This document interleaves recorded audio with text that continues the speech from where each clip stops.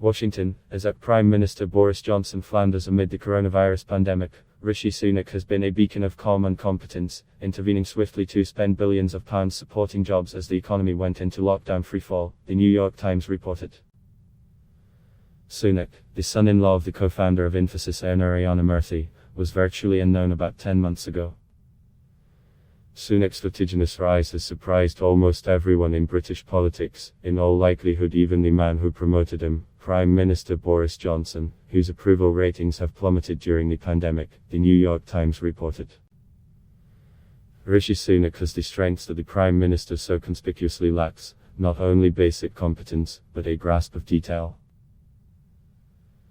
And no one has mounted such an obvious, in-your-face, social media campaign as Rishi Sunak. Tim Bale, professor of politics at the Queen Mary University of London, was quoted as saying. Citing a recent poll of party members by the Conservative Home website, the New York Times said that Sunak, 40, ranked top of cabinet satisfaction ratings, while Johnson was almost bottom of the list. However, a poll conducted last December by Professor Bale had said just 5 out of named Rishi Sunak. I'm not sure that all of them spelt his name correctly, he added. Amid the coronavirus pandemic, while Johnson staggered, Sunak became a beacon of calm and competence. In a recent virtual party conference, Sunak praised Johnson and also announced the tough economic choices that will be taken for the country. The New York Times reported that his fame has continued to rise and his appeal among nonpartisan Britons has been burnished through slick social media posts on Instagram and Twitter designed around brand Rishi. The reason given for his Massachusetts appeal is that his posts are not the old style of political advertisements but has a stylish photo of him endorsing a policy with his distinctive signature, rather like a sporting celebrity might promote an expensive fitness accessory, the New York Times said. In comparison to the earlier Chancellor of the Exchequer Sajid Javid, who had resigned as he did not support putting curbs on his right to hire his own advertisers, Sunak agreed. In Britain, the relationship between the Prime Minister and Chancellor, although a central pivot of government, is often one of rivalry and tension. So the idea in February was to ensure that there was one center of power on economic policy, in No. 10, the New York Times said. While Sunak was elected by Johnson for as he is adept and diligent, he also stands popular among the multiracial community of Britain.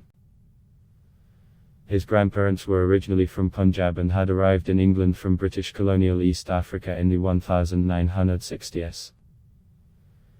In 2015, Sunak was elected to the parliament and the next year during a referendum on European Union membership he voted to leave.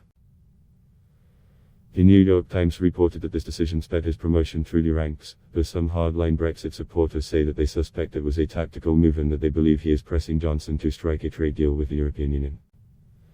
In recent months, a kind of difference has been seen growing between Sunak and Johnson. In September, he protested against several lockdown regulations suggested by scientists advising the Johnson-led government, thus protecting the economy.